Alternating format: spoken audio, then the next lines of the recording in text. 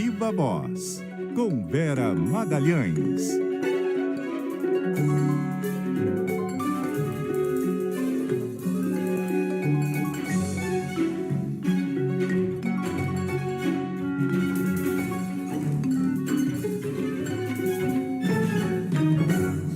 Vera?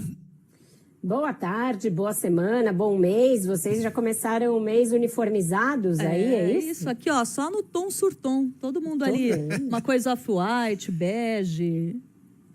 É bonito. Bonito. Você não recebeu e-mail, Vera? Eu perdi esse e-mail, perdi esse memorando. Vera, volta a funcionar hoje o Senado, a Câmara e o Supremo Tribunal Federal.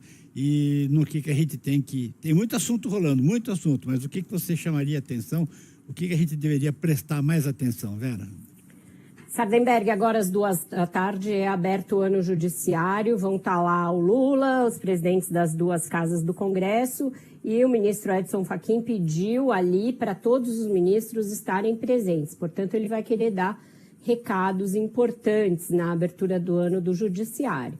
A ênfase ali deve ser na necessidade do Código de Conduta, que ele certamente vai incluir nessa fala inicial do ano. É um assunto que não agrada a todo mundo lá dentro, mas que ganhou premência, ganhou urgência diante das revelações, mostrando ali uma movimentação bastante atípica de ministros, principalmente no caso Master. Tanto o relator do caso, o ministro Dias Toffoli, quanto o ministro Alexandre de Moraes, cuja mulher é contratada pelo Banco Master, o escritório dela, Viviane Barsi, é contratado pelo Banco Master, e houve conversas do ministro com o Banco Central, reveladas pela Malu Gaspar, que o colocam numa posição também delicada nesse caso. Então, tanto o discurso e a maneira como o ministro vai colocar a necessidade do Código de Ética e de Conduta ali dos ministros, quanto o desdobramento do caso Master, ou seja, a definição de se esse caso permanece no Supremo ou desce para a primeira instância, se o ministro Dias Toffoli vai insistir em permanecer com a relatoria e, a partir disso, quais decisões ele vai tomar no bojo do processo, tudo isso importa prestar atenção nessa retomada dos trabalhos no Supremo.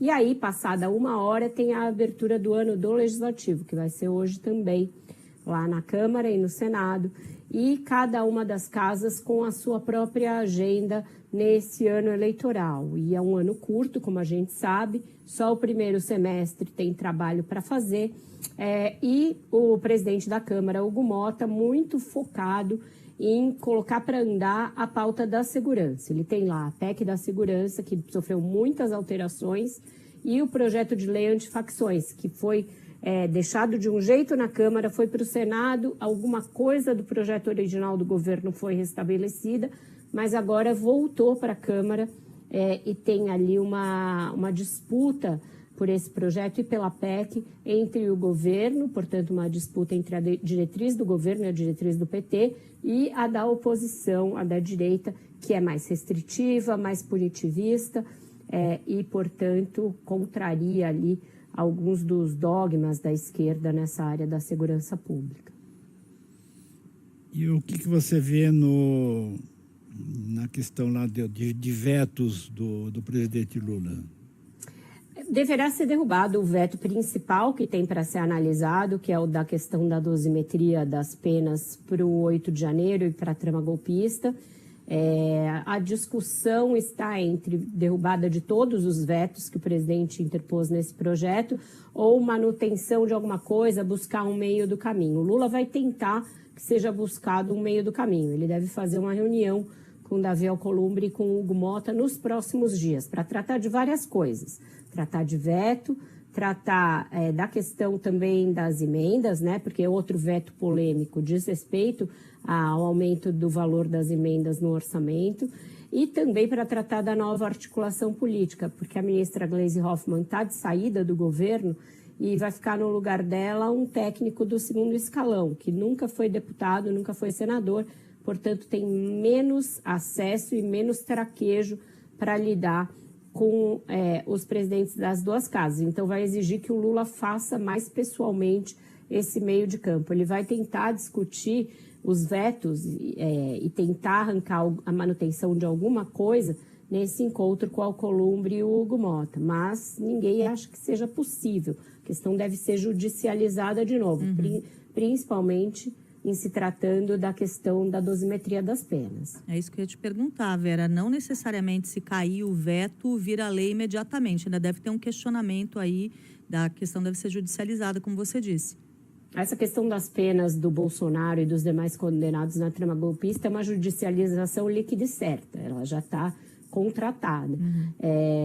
O que a gente vai ter que observar? Se o Supremo vai levar ao pé da letra o que ele fez antes e, portanto, dizer que tudo é inconstitucional, ou se ele vai dizer que é inconstitucional reduzir a pena para os condenados da trama golpista e aliviar alguma coisa para os bagrinhos do 8 de janeiro. Já ouvi de ministros uma solução nessa linha. Veja, nem tudo é inconstitucional, tem que ver que nessa questão dos condenados que não eram mandantes, pode haver ali alguma contemporização. Então, isso volta, primeiro, deverá ser distribuído para o ministro Alexandre de Moraes, por aproximação. E aí, caberá a ele a primeira análise sobre isso, ainda que vá ao colegiado. Cássia, nessa questão do que vai ficar de pé da derrubada desse veto lá no Supremo, ainda o que eu colho quando eu converso com as fontes está muito nebuloso,